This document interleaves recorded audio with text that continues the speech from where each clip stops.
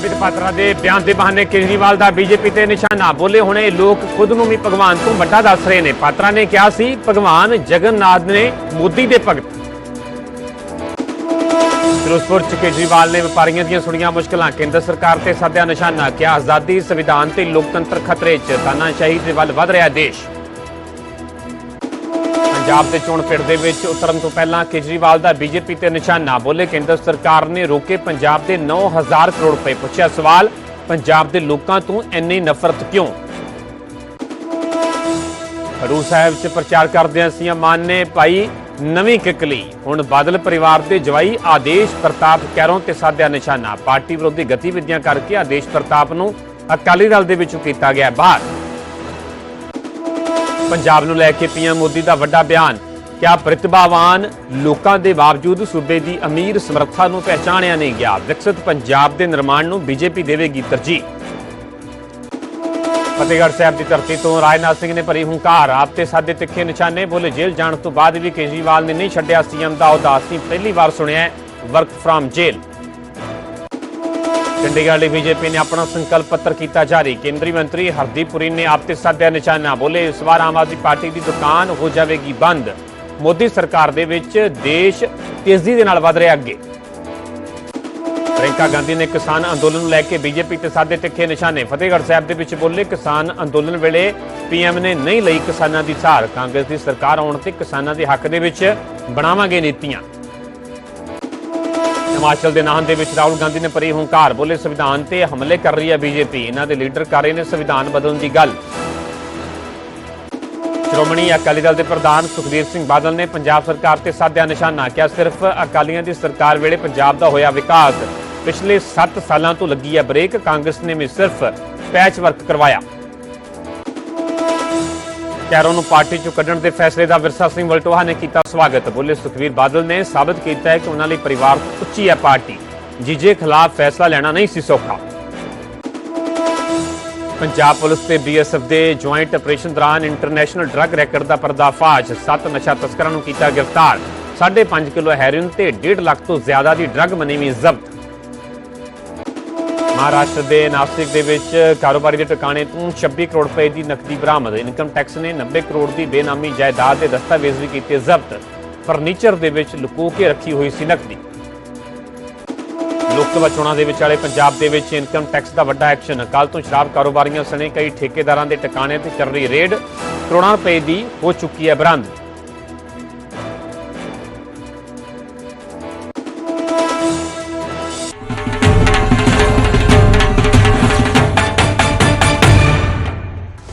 सत श्री अकाल, तुसीं वेख रहे हो न्यूज़ 18 पंजाब। नाम है परमिंदर सिंह तेजा। सारे दर्शकों का बुलेटिन स्वागत है। शुरुआत करांगे वड्डे बयान तो वड्डी खबर तो। अरविंद केजरीवाल दे वल्लों बीजेपी ते तिखा निशाना साधा गया है। संबित पात्रा के बयान के बहाने अरविंद केजरीवाल ने बीजेपी नूं घेरिया है। अरविंद केजरीवाल ने कहा कि संबित पात्रा ने कहा भगवान जगन्नाथ मोदी के भगत ने। ये खुद नूं भगवान तो भी वड्डा दस रहे ने। बीजेपी वालियां दे विच बहुत हंकार आ गया। इन्हां दा नारा है असीं राम नूं ले आए हाँ, असल दे विच भगवान इंसान नूं लैके आए ने। हालांकि अपने बयान से संबित पात्रा माफी मंग चुके हैं, पर इससे संबित पात्रा के बयान का हवाला अरविंद केजरीवाल को दिता गया तो बयान का हवाला देंदे हुए बीजेपी ते निशाना साधा गया। अरविंद केजरीवाल का कहना है कि संबित मोदी के भगत खुद नूं भगवान तो भी वड्डा दस रहे ने।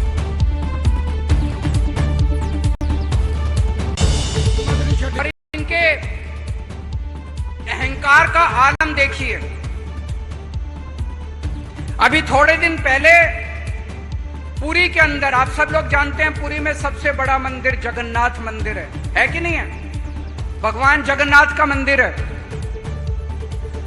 इनके जो राष्ट्रीय स्पोक्स पर्सन है भारतीय जनता पार्टी के संबित पात्रा, जगन्नाथ भगवान जगन्नाथ, जगन्नाथ मतलब जगत के नाथ, पूरी ब्रह्मांड के नाथ, सृष्टि के नाथ, सृष्टि के भगवान। संबित पात्रा कहता है भगवान जगन्नाथ मोदी जी के भक्त हैं। ये अपने आप को भगवान से भी बड़ा मानने लगा है। ये अब खुल के कह रहे हैं कि भगवान मोदी जी का भक्त है। इनका नारा क्या है? जो राम को लाए हैं हम उनको लाएंगे, हम तो कहते हैं कि इस पृथ्वी के ऊपर भगवान हमको लाए हैं, रामचंद्र जी हमको, ये कह रहे हम भगवान को लाए हैं। इनमें इतना अहंकार हो गया कि भगवान को लाने वाले ये लोग हो गए, इस सृष्टि के ऊपर भगवान को लाने वाले ये लोग हो गए। हम तो यही कहते हैं ना कि भगवान ने हमें पैदा किया पृथ्वी पे, भगवान ने ये पूरी कायनात रची, भगवान ने ये सृष्टि रची। अब ये कह रहे हैं मोदी जी ने ये सृष्टि रची। इस अहंकार का तो जवाब देना पड़ेगा। अब ये आम जनता को कुत्ते बिल्ली समझते हैं, ये आम जनता को कुछ नहीं, इंसान नहीं समझते ये आम जनता। हौसला नहीं। अरविंद केजरीवाल ਦੇ ਵੱਲੋਂ ਬੀਜੇਪੀ ਤੇ ਦਰਅਸਲ ਤਿੱਖਾ ਨਿਸ਼ਾਨਾ ਸਾਧਿਆ ਗਿਆ। ਸੰਬਿਤ ਪਾਤਰਾ ਦੇ ਬਿਆਨ ਦੇ ਬਹਾਨੇ ਬੀਜੇਪੀ ਨੂੰ ਘੇਰਿਆ। ਅਰਵਿੰਦ ਕੇਜਰੀਵਾਲ ਦਾ ਕਹਿਣਾ ਹੈ ਕਿ ਸੰਬਿਤ ਪਾਤਰਾ ਨੇ ਕਿਹਾ ਭਗਵਾਨ ਜਗਨਨਾਥ ਮੋਦੀ ਦੇ ਭਗਤ ਤੇ ਖੁਦ ਨੂੰ ਭਗਵਾਨ ਤੋਂ ਵੀ ਵੱਡਾ ਦੱਸ ਰਹੇ ਨੇ। ਉੱਥੇ ਅਰਵਿੰਦ ਕੇਜਰੀਵਾਲ ਨੇ ਕਿਹਾ ਕਿ ਬੀਜੇਪੀ ਵਾਲਿਆਂ ਦੇ ਵਿੱਚ ਬਹੁਤ ਹੰਕਾਰ ਆ ਗਿਆ। ਇਹਨਾਂ ਦਾ ਨਾਰਾ ਹੈ ਅਸੀਂ ਰਾਮ ਨੂੰ ਲਿਆਏ ਹਾਂ, ਅਸਲ ਦੇ ਵਿੱਚ ਭਗਵਾਨ ਇਨਸਾਨ ਨੂੰ ਲੈ ਕੇ ਆਏ ਨੇ। ਹਾਲਾਂਕਿ ਆਪਣੇ ਬਿਆਨ ਤੇ ਸੰਬਿਤ ਪਾਤਰਾ ਮਾਫੀ ਮੰਗ ਚੁੱਕੇ ਨੇ, ਪਰ ਸੰਬਿਤ ਪਾਤਰਾ ਦੇ ਬਿਆਨ ਦਾ ਅਰਵਿੰਦ ਕੇਜਰੀਵਾਲ ਦੇ ਵੱਲੋਂ ਹਵਾਲਾ ਦਿੱਤਾ ਗਿਆ ਤੇ ਇਸੇ ਬਿਆਨ ਦੇ ਬਹਾਨੇ ਬੀਜੇਪੀ ਤੇ ਹਮਲਾਵਰ ਨੇ ਅਰਵਿੰਦ ਕੇਜਰੀਵਾਲ ਦਾ ਕਹਿਣਾ ਹੈ ਕਿ ਸੰਬਿਤ ਪਾਤਰਾ ਨੇ ਕਿਹਾ ਭਗਵਾਨ ਜਗਨਨਾਥ ਮੋਦੀ ਦੇ ਭਗਤ ਨੇ, ਇਹ ਖੁਦ ਨੂੰ ਭਗਵਾਨ ਤੋਂ ਵੀ ਵੱਡਾ ਦੱਸ ਰਹੇ ਨੇ।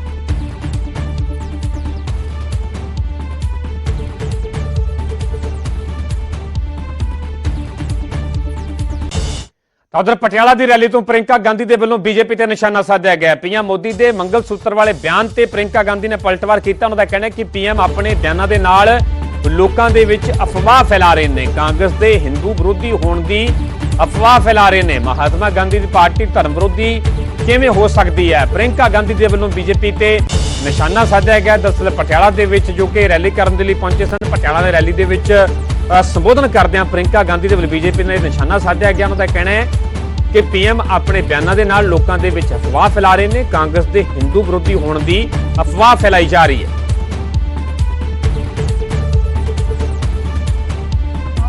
मोदी जी जैसे बड़े नेता आते हैं, देश के प्रधानमंत्री हैं और कैसी कैसी बातें करते हैं।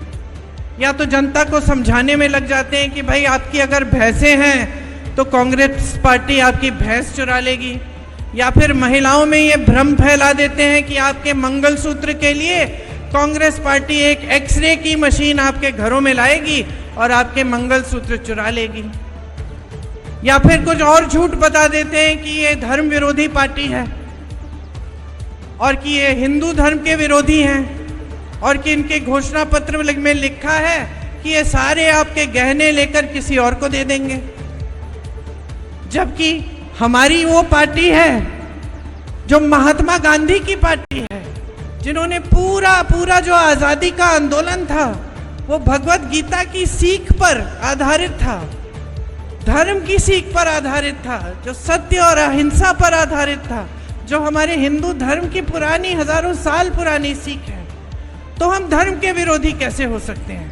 लेकिन जब आप बड़े बड़े भाजपा के नेताओं के भाषण सुनेंगे तो सिर्फ यही बातें सुनेंगे। आपके काम की एक बात नहीं हो रही है। आपको ये नहीं बताया जा रहा है कि महंगाई का आप जिस तरह से सामना कर रही हैं, जो आपके संघर्ष हैं, उनको हल्का करने के लिए क्या कर रहे हैं। परफॉर्मेंस दिखाएंगे यहाँ पे हर जगह पूरे देश भर में।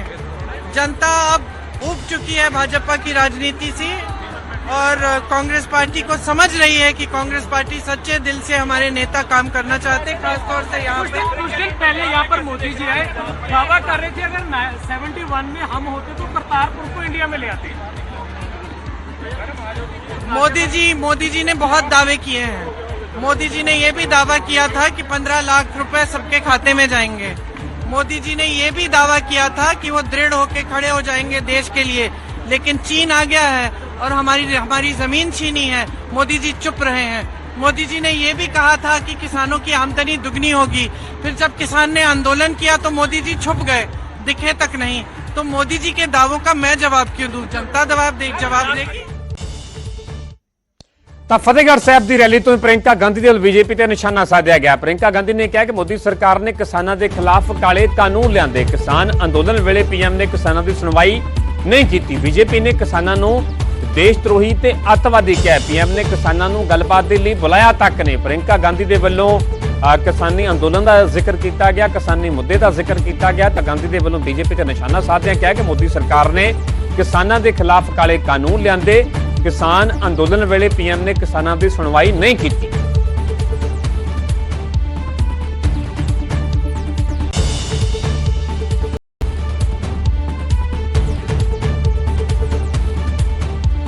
ये जो किसानों की बात करते हैं, आपके सम्मान, आपकी आदर की बात करते हैं, वो सिर्फ मुंह बोली बातें हैं।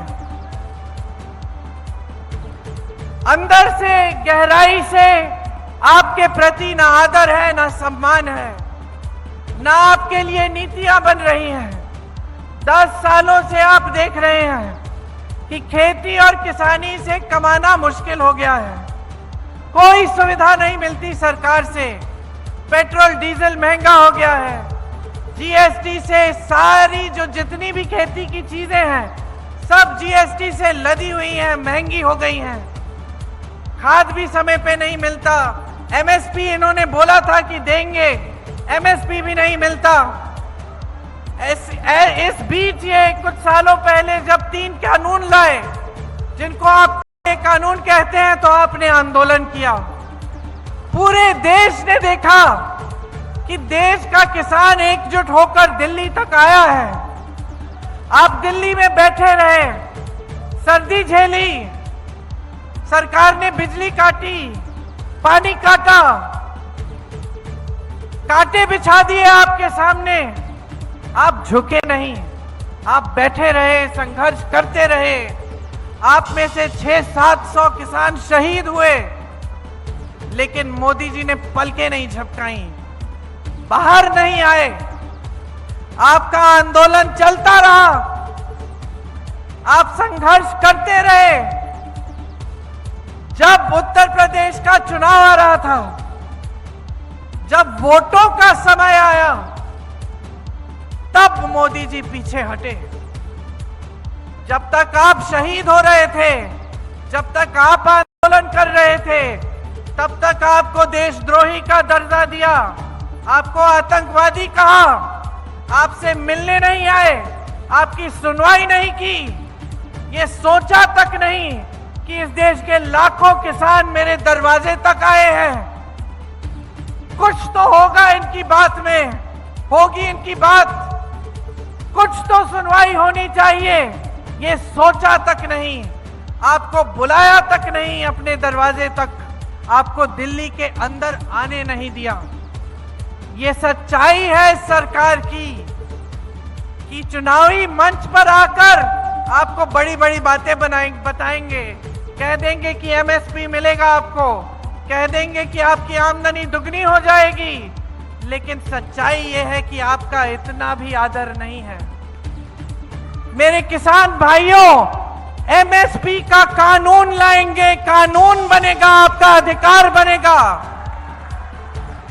आपका जब ये अधिकार बनेगा तो चाहे कोई सरकार आए, मोदी जी की सरकार आए, योगी जी की सरकार आए, आपका कानूनी अधिकार होगा।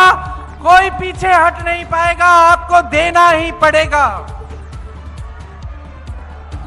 हम गारंटी देते हैं कि जब आपके खेतों में नुकसान होगा तो 1 महीने के अंदर अंदर आपको पूरा भुगतान दिया जाएगा।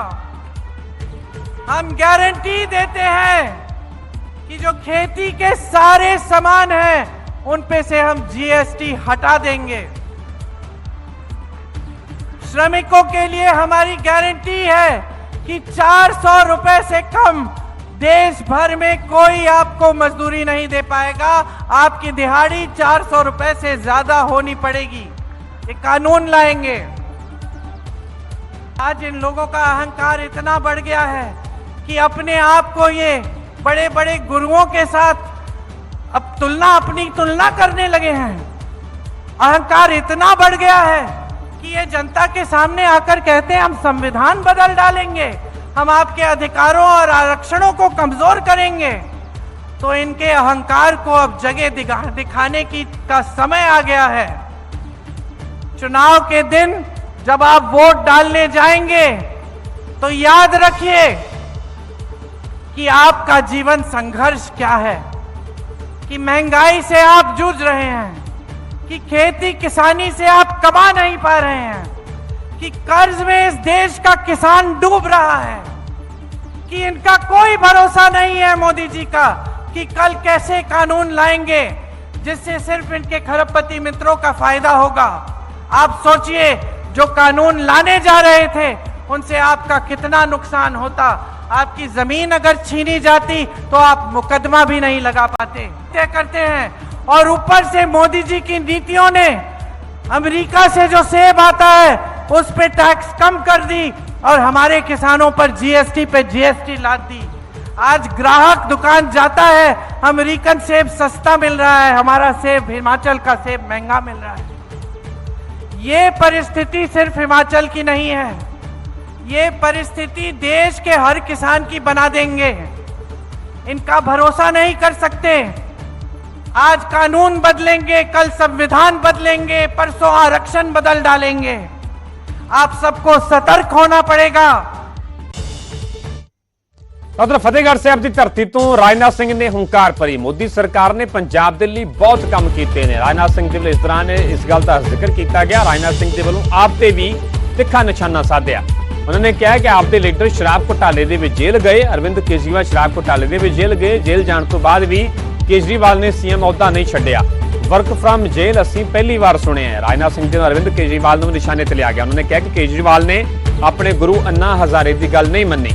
केजरीवाल ने सीएम हाउस ਨੂੰ शीश महल बना लिया। राजनाथ सिंह इस दौरान आम आदमी पार्टी ਤੇ अरविंद केजरीवाल ਤੇ भी ਵਰਦੇ ਹੋਏ ਨਜ਼ਰ ਆਏ। ਉੱਥੇ ਹੀ 10 ਸਾਲ ਦੀਆਂ ਕੇਂਦਰ ਸਰਕਾਰ ਦੀਆਂ ਪ੍ਰਾਪਤੀਆਂ ਵੀ ਉਹਨਾਂ ਦੇ ਵੱਲੋਂ ਗਿਣਵਾਈਆਂ ਗਈਆਂ।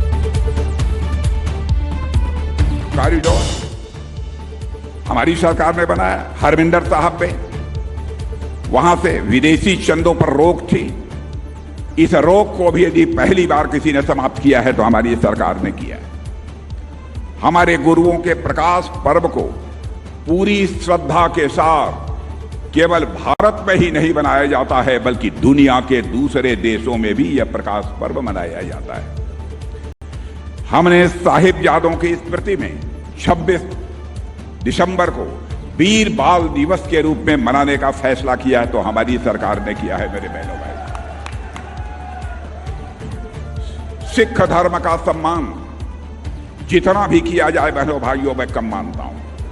और मैं तो कहना चाहता हूं सिख और हिंदू दोनों भाइयों को इस सच्चाई को समझ लेना चाहिए। यदि सिख समाज के लोगों ने अपना बलिदान न दिया होता बहनों भाइयों तो शायद आज हमारी भारतीय संस्कृति जो हमारी है इसे हिंदुस्तान की वह शेष न बचती। इसलिए मैं कहता हूं कि भारत सदैव उनका ऋणी है।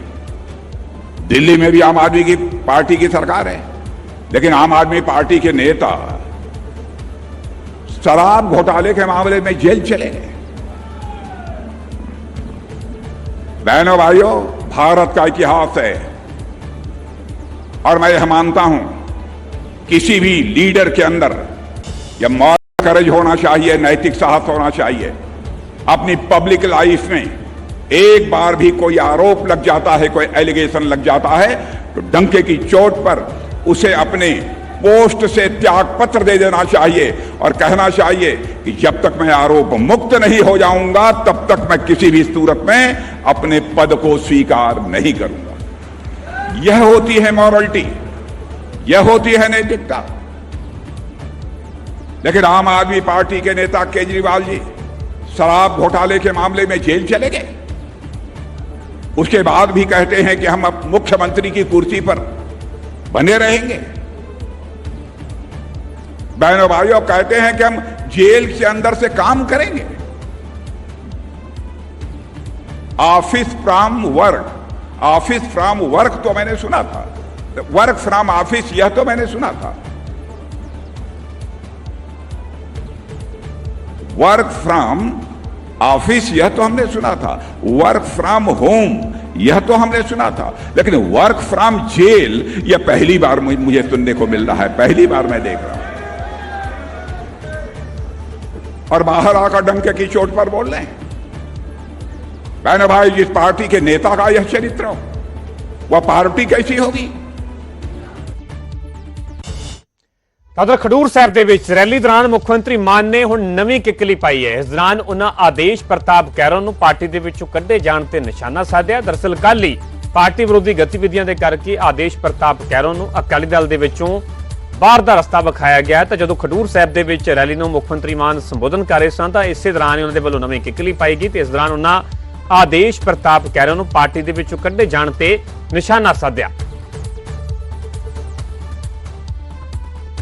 ਕਿੱਕਲੀ ਕਲੀਰ ਦੀ ਬੁਰੀ ਹਾਲਤ ਸੁਖਬੀਰ ਦੀ, ਸਮਝ ਕੁਛ ਆਵੇ ਨਾ ਵੋਟ ਕੋਈ ਥਿਆਵੇ ਨਾ, ਮੱਖੀ ਉੱਡੇ ਨਾ ਪਿੰਡੇ ਤੋਂ, ਸੌ ਲੱਗੇ ਸੀਟ ਫਸ ਗਈ ਬਠਿੰਡੇ ਤੋਂ।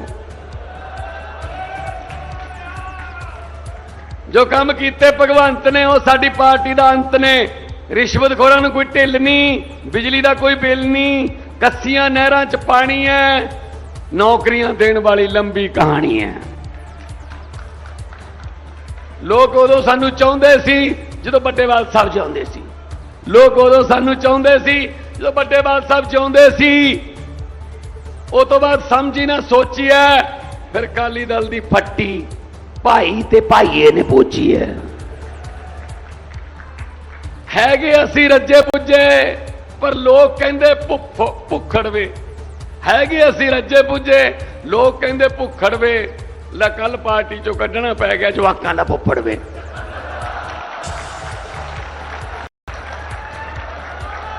ਅਸੀਂ ਮੌਜ ਬੜੀ ਲੁੱਟੀ ਹੈ, ਕਿਉਂਕਿ ਛਿੱਤਰ ਨਾਲ ਕੁੱਟੀ ਹੈ। ਹੁਣ ਸਾਡੀ ਜੜ ਮਾਨ ਭਗਵੰਤ ਨੇ ਪੁੱਟੀ ਹੈ।